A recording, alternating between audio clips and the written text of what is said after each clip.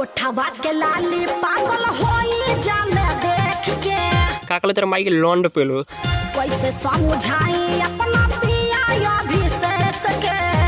अच्छा कैसे समझाई हम अपना पियावा अभिषेक के बा भौजी तेरी बहन जो देखो बात बताओ माधर चौदह जन तू बात कहते रहे हम कैसे समझाई अपना पियावा अभिषेक के तो तू पेलवा ला ना तू पेलवा ला एक बहन चौदह ना पहले को सोचा था सर्व गाने लेके तो कहत कथी बाकी हम कैसे समझाई मैंने रतिया लड़वा लहसुन में एक बहन चौदह के सर्व कहता कि अभिषेक के तेरे माइक चौदह भौजी ए तेरी बहन चौदह भौजी तेरा माइक बुर में कपर छील पेलो मैंने सरू भलो मैंने लौंड पेलो तेरा बहन जो ऐसा ऐसा गाना गावाला सन कैसे समझाई अपना पियो अभिषेक के तैसे ऐसा बात को साला इंटरनेट में लड़वा लहसुन में रख ले मैंने भाई लोग हम लड़वा लहसुन में रख ले कि माई चौदह के लेकिन तो बहन जो बात समझौला ना पड़े तेरा माई चौदह तो हम कोई पर कहने के तैसे ऐसा गाना मत कॉल करा हमरा से बताओ मत करना तो दबाई जब ना ढूक ढूक पे ले तेरी बहन चौदह लगा लेकिन सारे को बात बताए थे हम तरह से ना पहले वही सारवा के ना पेल के उलट देवे मैंने लाड़ चट के एक बहन जो बानर हो जाए जीपी बना मैं पर रोस्ट के मरी सर तो भालो आज वीडियो में जरी सलकन त बनम तक ज्यादा बनम बुर चाट होकल मन बेला वाला सुन के तो भालो आज वीडियो बना के मत सब के दिल बचोने के पचा वीडियो देखल मन देख हंस के बोल जाम लंग भालो तो देखल मन देख हंस के बोल जाम लंग भालो वीडियो के तो भालो के दिल बचोने के पचा तो भालो वीडियो बना के मत सब कि पेला पेले एक वही जो मन लाड़ वाला सुन के तब एक बहन जो मजे ना आइले तो एक बहन जो मजे ना के तो भालो के बात कौन जान के जता माने जो भी भाई हम चैनल को सब्सक्राइब नहीं किया तो लाल माने सॉरी भालो माने लाल बटन दबा के चैनल सब्सक्राइब करो लाल बटन दबा के लाल बटन दबा के तो भालो के बकलम लोकल जो गोल का माने सॉरी भालो माने बेल आइकन को दबा दिन ताकि कि मैंने ज़्यादा मैंने नोटिफिकेशन आप तक पहुँचती रहे तो भाई लोग आज वीडियो में जरूर से मैंने लड़ा वाला सुन तो चालू कर जब मैंने पहुँचो तो मैंने भाई लोग बात कहता मैंने लाइक रेगो लगने के पहले तो मैंने लाइक कर कमेंट करके बता वीडियो कैसा लगा था बेल लड़ा वाला सुन करूँ चालू एक पहुँचो मजे ना आए तो बेल लड़ा वाला सुन तो चालू कर आज के फाड़ी वीडियो का कहले तेरा माइक ऊपर छील पेलो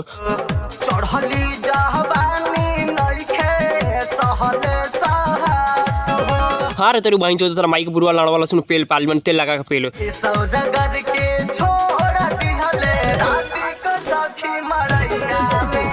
अच्छा पहले ले भातार मन मड़ैया में पेल को छोड़ दे बाबा भौजी तेरी बहन चौदह पेट में बात सारा सेक्सी बात कहता तेरा माइक चौदह ना भाई लोग सोचा लोग सारा एक बार देखल भाई लोग स्क्रीन पर देखल लोग स्क्रीन पर देख लो भौजी की बहन चौदह के सारा एक रॉन्डी बिया लेकिन क्या कहीं भाई लोग भौजी के नाम रॉन्डी कहले कि माई चौदह सन के भौजी तेरा बहन चौदह बात बता मादर चौदह जन तू सारवा मैंने सर्व में पेलवावे के सारवा तो उनके इंप्रेशन मैंने टाइटल इंटरेस्ट हो गल तेरी बहन चौदह लेकिन पेल के सारा मुँगा दे तेरे माई चौदह लेकिन ऐसा बात कहला सन लेकिन सारा बड़ी सेक्सी के बात कहला सन ना पहले बस सोलो के सारा सोचे के बात बहन चौदह लेकिन कहत का बा ये तो सैया पेल के छोड़ दिल बा मड़ैया में तेरी बहन चौदह भौजी एगो बात बताओ तेरा माई चौदह हम रहती ना तब मैं साले पेलत साले मुँगा देती तेरी बहन चौदह ना बस सर वाले मन पेल के उलट देती लाड़ चाट के ना बानर हो जाती तेरी बहन चौदह भौजी आ तेरा माई के बूढ़ में साले जिबिया का पेला में साले गाड़ में मन सर वाले माल चुगा दियन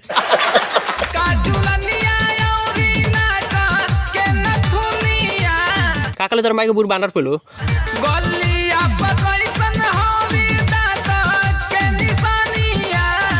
हाँ तेरी माई चौदह लड़ा वाला बूढ़ बार तोरा माई के गाड़ चाटो जा बूढ़ चाटो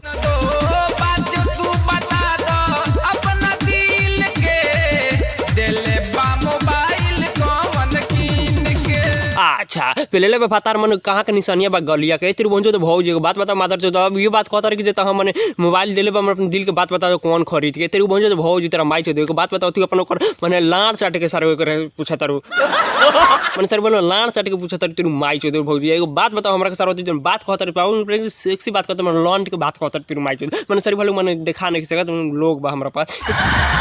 तेरी बहन चौदह भौजी एगो बात बताओ तेरा माई चौदह तू एक समय छोट रहा है तो तू तो बहन एक बहन चौदह सारा कह नहीं सकता लेकिन सारा तू बोल नंबर रंडी बढ़ते और बूढ़ हैंग हुई मैंने सॉरी भाई मैंने हैंग हुई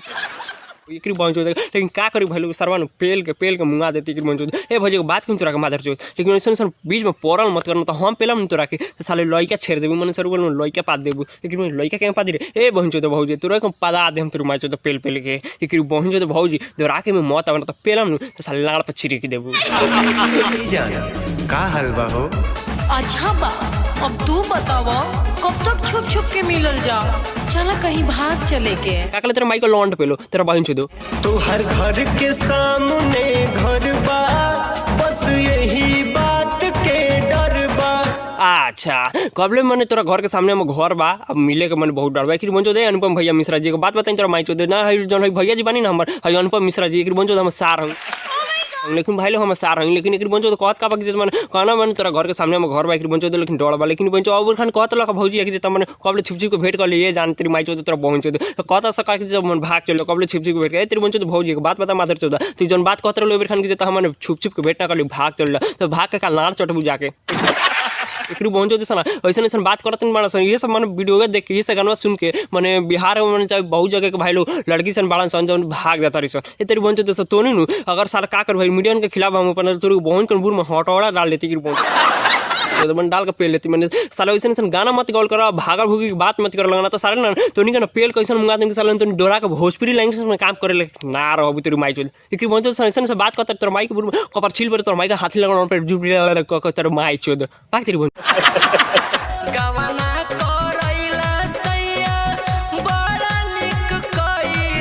काकले तेरा माई को कबूतर पेलो